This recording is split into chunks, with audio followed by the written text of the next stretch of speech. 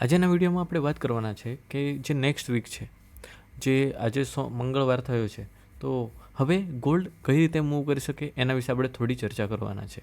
તો જે last video હતું કે જેમાં આપણે વાત કરી હતી કે ગોલ્ડ કઈ રીતે મૂવ કરવાનું છે, તો સેમ ગોલ્ડે જે આપણે ઝોન ડ્રો કર્યા હતા એમાંથી માર્કેટે મૂવ કર્યું છે.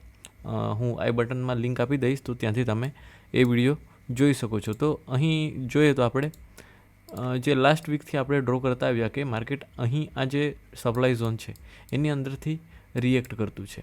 તો રિએક્ટ કરતાં જે અહીં મેં તમને કીધું હતું કે જે એફવીજી છે, ઇન્વર્સ એફવીજી છે, એમાંથી માર્કેટે રિએક્ટ કર્યું છે. એન્ડ હવે આપણે જોઈ શકીએ છીએ કે માર્કેટે આ ભાગમાંથી નીચેની ડિરેક્શનમાં મૂવ કરીને જે માર્કેટે જે રિસેન્ટ લો બનાવેલો હતો એની નીચેની જે લિક્વિડિટી છે એ કાઢી દીધી છે. તો તમને હું હંમેશા કહું જ છું કે માર્કેટ હંમેશા ઇમ્પલ્સિવ મૂવ કરે છે એન્ડ પછી એને કરેક્ટ કરે છે. ઇમ્પલ્સિવ મૂવ કરે છે, એને કરેક્ટ કરે છે. ઇમ્પલ્સિવ મૂવ કરે છે એન્ડ એને કરેક્ટ કરે છે. તો સેમ તેવી જ રીતે તમે અહીં જોઈ શકો છો કે માર્કેટે જે એફવીજી બનાવી, ત્યારબાદ તમે કન્સોલિડેશન જોઈ શકો છો કે એક દિવસ, બીજો દિવસ, ત્રીજો દિવસ, ચોથો દિવસ એન્ડ જે ફિફ્થ ડે છે એ ફિફ્થ ડે માર્કેટે આની અંદર એન્ટ્રી આપી એન્ડ એગ્રેસિવ નીચેની ડિરેક્શનમાં મૂવ આપી દીધું. કે જે કન્સોલિડેશનનો પીરિયડ છે એ ઘણો લાંબો હોય છે એન્ડ એની સામે જે એક્સપેન્શનનો સમય હોય છે એ ખૂબ જ ટૂંકો હોય છે. જેટલો સમય કન્સોલિડેશન થવા લાગે છે એનાથી ખૂબ જ ઓછા સમયમાં માર્કેટ એક આપણને એક્સપેન્શન આપી દે છે. લોકોને એન્ટર થવા માટે સમય પણ નહીં મળે એટલી જલ્દી માર્કેટ મૂવ કરી દે છે. તો તમે જોઈ જ શકો છો કે માર્કેટે અહીંથી આ ભાગમાંથી કન્સોલિડેટ કરવા માટે કેટલો સમય લીધો, તો 7 દિવસ. એન્ડ તમે જોઈ શકો છો કે માર્કેટે આ ભાગમાં અહીંયાથી આ નીચેની આ જગ્યા સુધી મૂવ થવા માટે અરાઉન્ડ 4 ડેઝનો સમય લીધો. મીન્સ કે આપણે આને 7 દિવસ માનીએ તો પણ કેટલો મોટો મૂવ ખૂબ જ ઓછા સમયમાં આવી ગયો. તો આ જ વસ્તુ માર્કેટમાં જોવાની છે. હવે આપણે 4 કલાકમાં જતા રહીએ. માર્કેટે જે આ ડેલીનો લો છે, ડેલીનો જે high and low, recent high and low છે, તો આ આપણો ડેલીનો ઓલ ટાઈમ હાઈ છે. એન્ડ અહીં તમે જોઈ શકો છો કે આ જે છે આ આપણો જે લો છે, માર્કેટનો જે રિસેન્ટ લો કહેવાય. અત્યારે તો આ હાઈ એન્ડ આ લો થઈ ગયા છે, પરંતુ જે પ્રીવિયસ હાઈ એન્ડ લો જે આપણે કહીએ છીએ એ આ છે. એન્ડ માર્કેટે આ ભાગમાંથી લિક્વિડિટી લઈ લીધી છે. તમે પ્રીવિયસ પાસ્ટમાં જઈને જોશો તો અહીં પણ તમે જોઈ શકો છો કે માર્કેટ આવી રીતે ઓલ ટાઈમ હાઈ બનાવે છે, તો એનો જે રિસેન્ટ લો છે એ ત્યાંની લિક્વિડિટી લેવા માટે માર્કેટ આવે છે એન્ડ ત્યારબાદ કન્ટિન્યુ કરી શકે છે. સો અત્યારે જોવા જેવું છે કે માર્કેટ શું કરતું છે. માર્કેટે જે પ્રીવિયસ લો છે ત્યાંની લિક્વિડિટી આ ભાગમાંથી ગ્રેપ કરી લીધી છે. તો હવે આપણે જોઈએ કે માર્કેટ સીધું કન્ટિન્યુ કરે કે હજુ નીચે જાય. તમને હું વીકલીની ટાઈમ ફ્રેમમાં બતાવું તો તમે જોઈ શકો છો કે ઘણા લાંબા સમય બાદ માર્કેટમાં આજે ડાઉનફોલ છે, માર્કેટમાં આજે બેરિશ ટ્રેન્ડ છે એ આવ્યો છે. તો જોઈએ હવે માર્કેટ શું કરતું છે.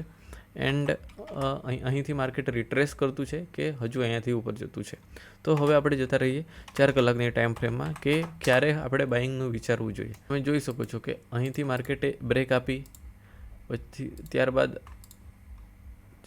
તમે અહીં જોશો તો માર્કેટે આ ભાગમાંથી બ્રેક આપી એન્ડ બ્રેક આપતા અહીં તમે જોઈ શકો છો આ ભાગમાં બ્રેક ઓફ સ્ટ્રક્ચર, આ ભાગમાં બ્રેક ઓફ સ્ટ્રક્ચર. સો જે આપણું રિસેન્ટ બ્રેક ઓફ સ્ટ્રક્ચર છે એ આ ભાગમાં છે. સો આને આપણે માર્કઅપ કરીએ તો અહીં મારો હાઈ રહેશે એન્ડ અહીં મારો લો રહેશે. એન્ડ આપણે જે સપ્લાય એન્ડ ડિમાન્ડ ઝોન છે એને પણ ડ્રો કરી દઈએ. આ આપણું જે એક સપ્લાય ઝોન, આને હું સપ્લાય ઝોન કહીશ કારણ કે અહીં કોઈ મને સ્ટ્રક્ચર દેખાતું નથી કે જ્યાંથી માર્કેટ મૂવ કરીને નીચે આવી શકે. તો પણ આને આપણે સ્વિંગ હાઈ તો કહી શકીએ છીએ. તો જે મારા સ્વિંગ સ્ટ્રક્ચર છે એ આ ભાગમાં છે, આ હાઈ એન્ડ લો છે. તો અહીં માર્કેટ અત્યારે કન્સોલિડેટ કરતું છે. એક વસ્તુ હું તમને ડેલીમાં બતાવું તો અત્યારે જે આ કેન્ડલ બની છે એની અંદર જ આ કેન્ડલ બની છે. ઇટ મીન્સ કે આ જે કેન્ડલ બનેલી છે એ ઇનસાઇડ બાર છે એન્ડ આની અંદરની છે. ઇટ મીન્સ કે માર્કેટ હવે થોડા ઘણા સમય અહીં કન્સોલિડેટ પણ કરી શકે છે. જોઈએ હવે માર્કેટ અહીં કેટલો સમય કન્સોલિડેટ કરે એન્ડ ત્યારબાદ આપણને કોઈ સ્પેસિફિક ડિરેક્શનમાં મૂવ બતાવે. તો માર્કેટ અહીંથી કયા પ્રકારે મૂવ કરતું છે એના વિશે આપણે જોઈશું તો અત્યારે આ જે ફર્સ્ટ સ્ટેપ છે એ માર્કેટે આની અંદર કરી દીધું છે. માર્કેટ આ લિક્વિડિટી લઈ એન્ડ ત્યારબાદ કઈ રીતે મૂવ કરે એ વસ્તુ પણ આપણે જોવા જેવી છે.